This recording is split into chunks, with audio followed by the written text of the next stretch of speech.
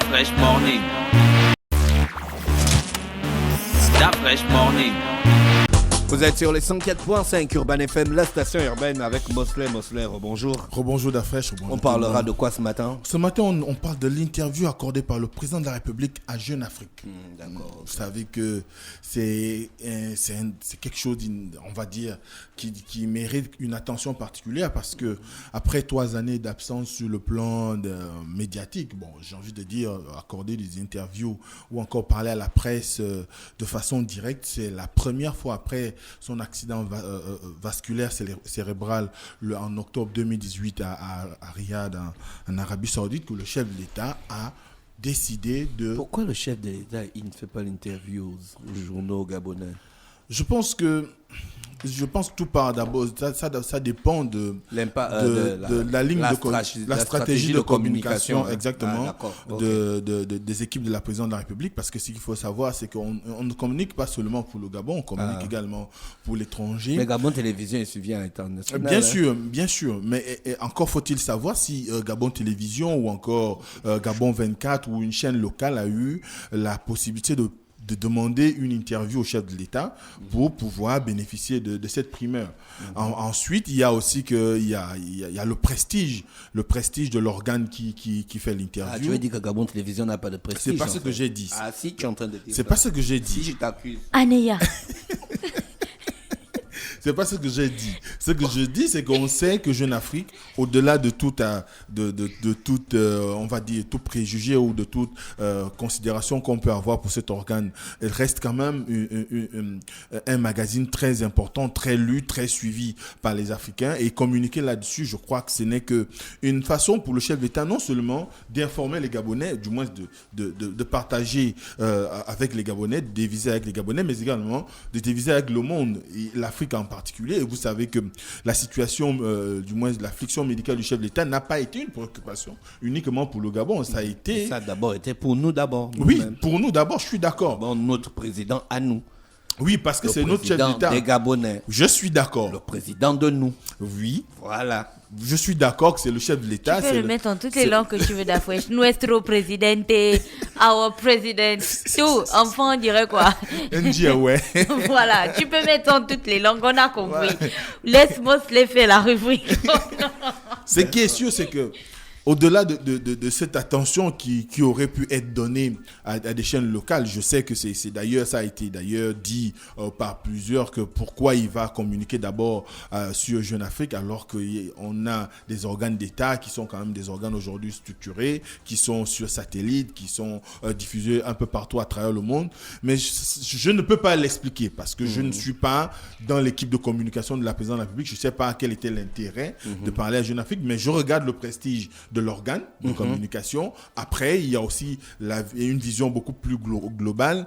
Jeune Afrique apparaît aussi bien à Libreville, un peu partout en Afrique, mais également en Occident, donc Europe, notamment en France et un peu partout en Europe. Donc ça sous-entend que tout le monde peut avoir l'information en temps réel. Et il suffit de voir comment, on va dire, cette interview a été dispatchée sur les réseaux, parce que ça fait partie des grandes actualités du week-end, du moins du début de week-end. Les grandes actualités politiques. Voilà, politique du week-end. Et cela démontre à suffisance que c'était très attendu, parce que vous savez très bien qu'après son AVC, on a eu à nous demander pourquoi depuis tout ce temps, il n'arrive toujours pas à parler à la presse, n'arrive pas à faire des communications directes avec la presse. Et là, c'est une première, certes. Ce qui est intéressant surtout, c'est que Ben Yamed, qui fait l'interview, qui est un des rédacteurs en chef du magazine Jeune Afrique,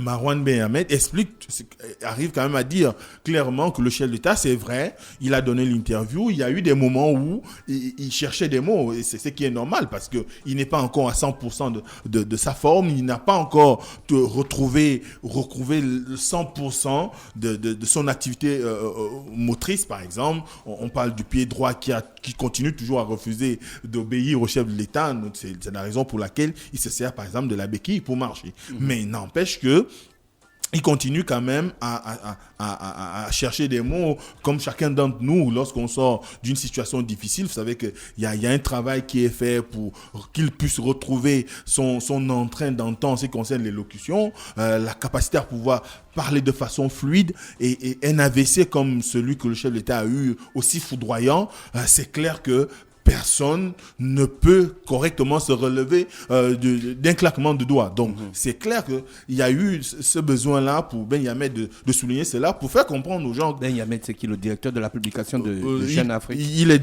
rédacteur en chef de Jeune Afrique. C'est lui qui a mené l'interview. C'est lui qui a mené l'interview, effectivement. D'accord. Donc, ça sous-entend que derrière, il y a quand même un travail fort qui a été fait pour pouvoir amener le chef d'État à pouvoir s'exprimer. Mais ce qui est sûr aujourd'hui, c'est qu'ils ont passé en revue pratiquement tout ce qu'il y avait comme actualité pouvant intéresser aussi bien les Gabonais que le monde, en l'occurrence la question en rapport avec son état de santé dont j'ai parlé tout à l'heure, la place de son fils Noureddine Bongo Valentin, la lutte contre la corruption, les réformes économiques et les mesures pour faire face à la crise sanitaire, le niveau de coopération entre le Gabon et la France. Et de façon générale, ils ont essayé de faire un tour d'horizon sur tous les aspects du fonctionnement de l'État. Et il faut savoir qu'au niveau de l'état de santé, le chef de l'État a par ailleurs dit que pour lui, il considère que cette situation-là relève d'une situation, et peut être relégué à l'histoire ancienne, parce que simplement, quand il est en train de recouvrer sa santé, d'ailleurs, il n'a pas manqué de remercier le peuple gabonais qu'il a tenu en prière pendant ces moments difficiles, qu'il a d'ailleurs lui-même reconnu. Ensuite, il y a le fait que on lui a posé la question sur les changements qui sont opérés. Vous savez que c'est pendant la période de maladie du chef de l'État, notamment la toute première année, à la suite même de son AVC, peut-être 3 mois après son AVC, on a commencé à avoir une certaine cacophonie au niveau de l'exécutif, notamment avec la toute-puissance qu'avait, du moins le costume de tout-puissant qu'avait revêti à un moment donné le directeur de cabinet Brice Takuch Alianga. Et cela, par la suite, a eu pour point de consécration on va dire, on a démantelé pratiquement l'entourage, le premier cercle, ce qu'on considérait comme le premier cercle du chef de l'État, notamment au premier mandat, avec des personnalités autour telles que Akombessi, Mexan Akombessi, Liban Soleiman, Sidre,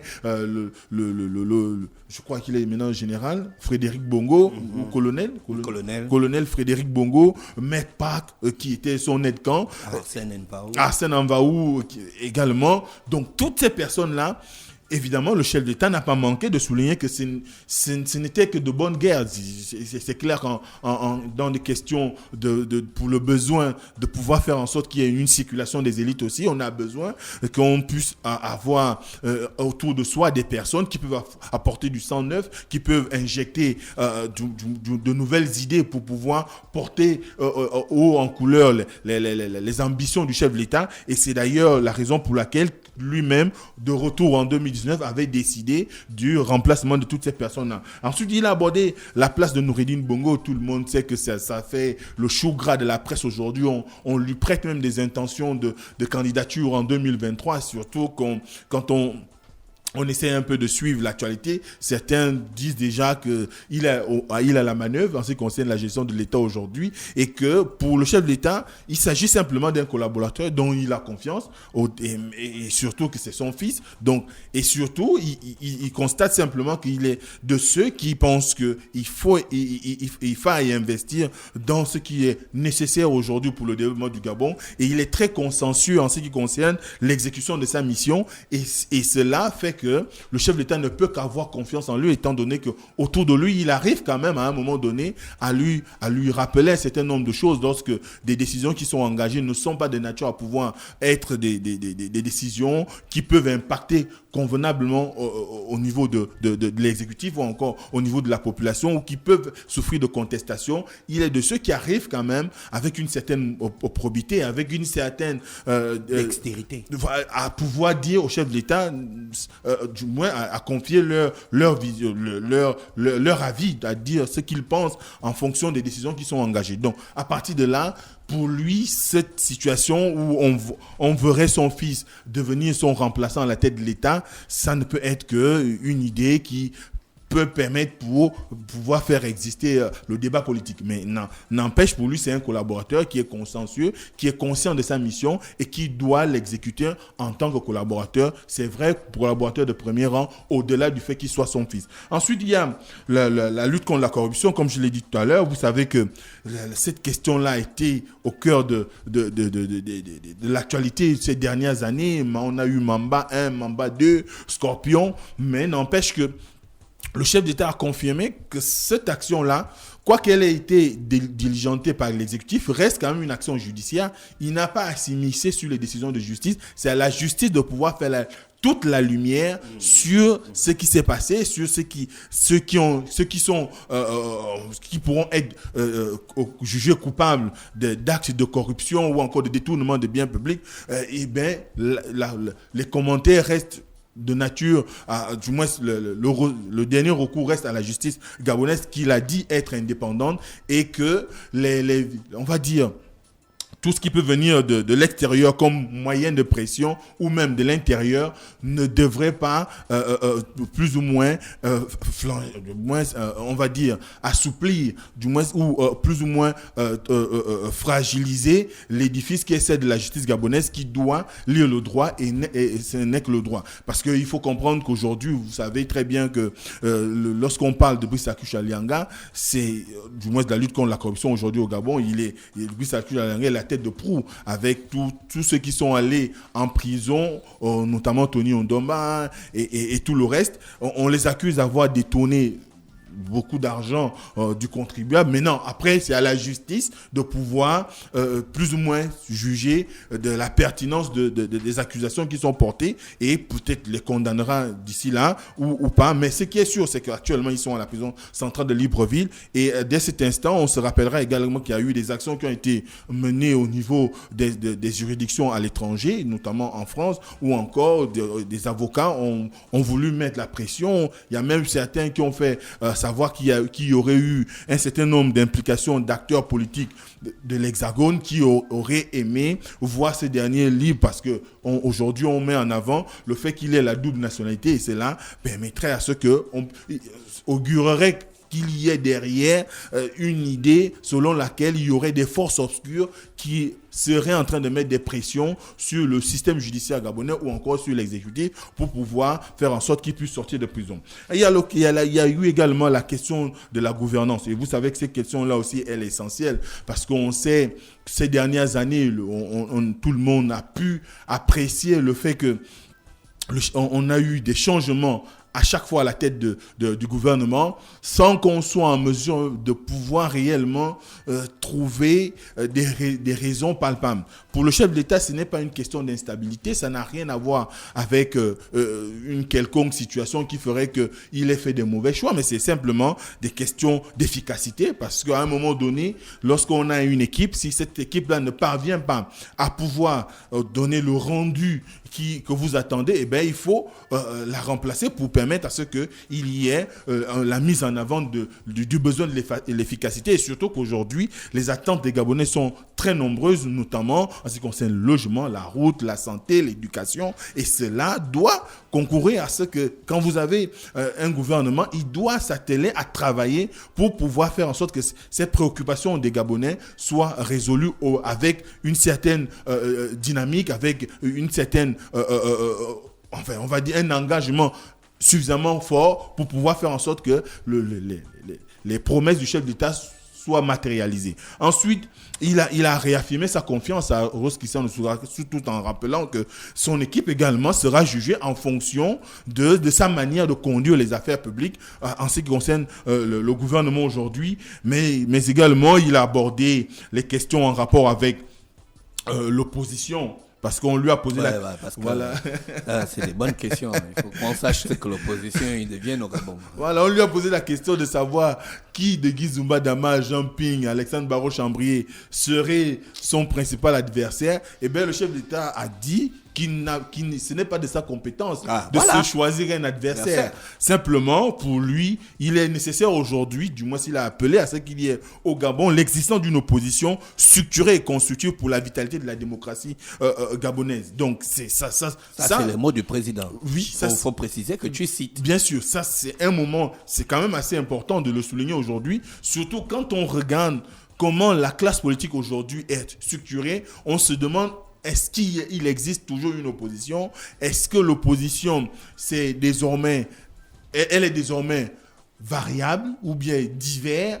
Ou est-ce que c'est chaque individu qui se lève et qui peut se réclamer d'être opposant? Parce que on voit aujourd'hui comment l'opposition est pratiquement en situation de destruction, notamment avec le sujet qui est aujourd'hui aussi en avant de l'actualité en rapport avec la paix des braves, que dont les contours se restent brumeux aujourd'hui. Personne ne sait à quoi ça renvoie exactement. Et à un moment donné, on voit même Gina l'a lu tout à l'heure lorsqu'elle a parlé de l'exclusion de Clémenceau Lobam du RPR, qui est le parti ou le mouvement politique de Jean-François de Touméman. Là aussi, ça pose un certain nombre de problèmes. Est-ce que cette exclusion n'augure pas des turpitudes qui sont déjà celles du groupe des groupes proches de Jean Ping, qui ne parviennent pas à pouvoir offrir on va dire des idées nouvelles pour pouvoir amener la population à adhérer à leur projet, parce que c'est ce qui... C'est pourquoi le pasteur Mike Jordan a parlé de Jean Ping dans Jeune Afrique. Oui, je crois bien. Il a dit qu'il n'a plus le poids.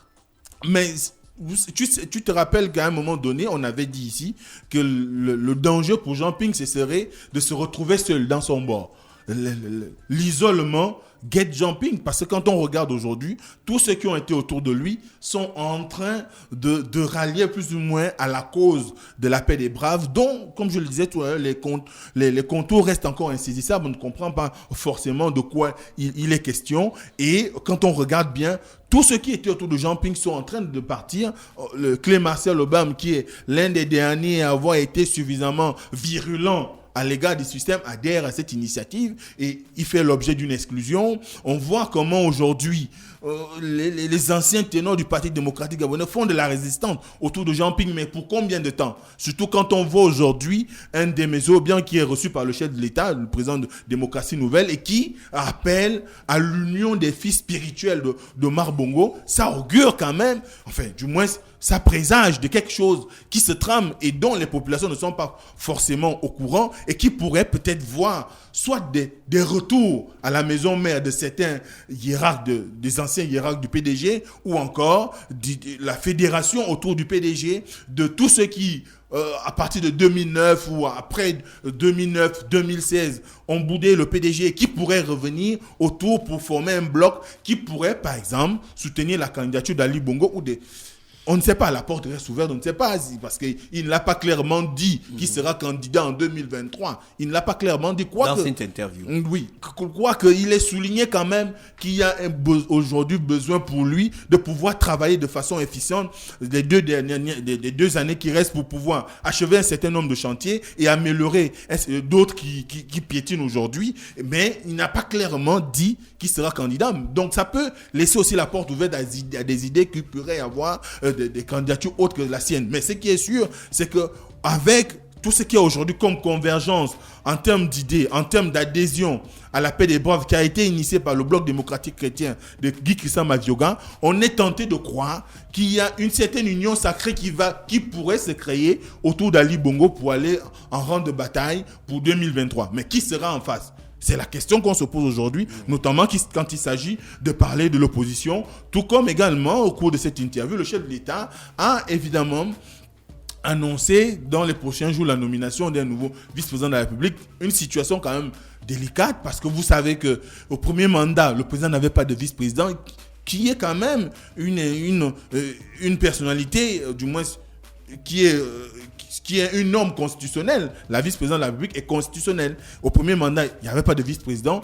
Au second mandat, il a nommé M. Pierre-Claver Manga Moussavou à la suite de la fameuse opération du Keva Zingo Gate ou du Keva Gate. Eh bien, il avait été démis de ses fonctions et depuis lors, pratiquement 2 ans virevolte, on n'a pas une idée claire de qui pourrait occuper cette fonction. Et là, le chef d'État nous annonce qu'il y a une étude de profil qui est en train de se faire. Certainement, dans les tout prochains jours, on connaîtra qui sera le vice-président de la République. Bon, déjà, il y a quand même des spéculations autour. On nous présente Mokani Wangou, on nous présente même René Ndemezo bien et plusieurs autres ténors du système, mais on ne sait pas qui a le bon profil.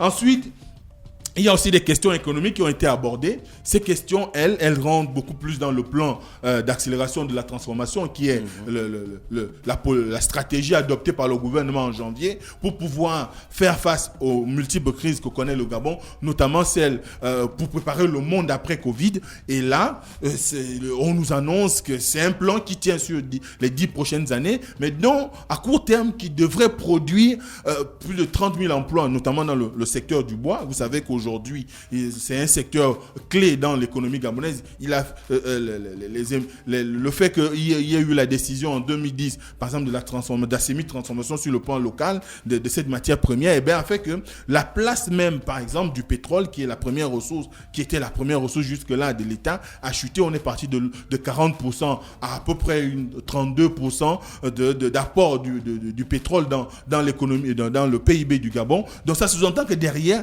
il y a quand même un travail qui doit être fait, amélioré, et tu sais qu'actuellement il y a un travail de fond qui est fait pour que toutes les principales richesses du Gabon subissent des transformations d'abord sur le plan local avant de pouvoir penser à leur exportation. On a par exemple aujourd'hui le cas du manganèse à Moanda, la zone économique spéciale d'Ongkok, qui sont aujourd'hui des pôles ou des centres importants en ce qui concerne cette transformation. On espère tout simplement que cela va pouvoir produire les attentes, du moins les effets escomptés, notamment les dizaines de milliers d'emplois qui ont été promis par le chef de l'État. Ensuite, il y a quand même le point final, c'est un point important, c'est celui de la coopération. Parce que vous savez que pendant le mandat de François Hollande, les relations entre le Gabon et la France n'étaient pas des relations suffisamment...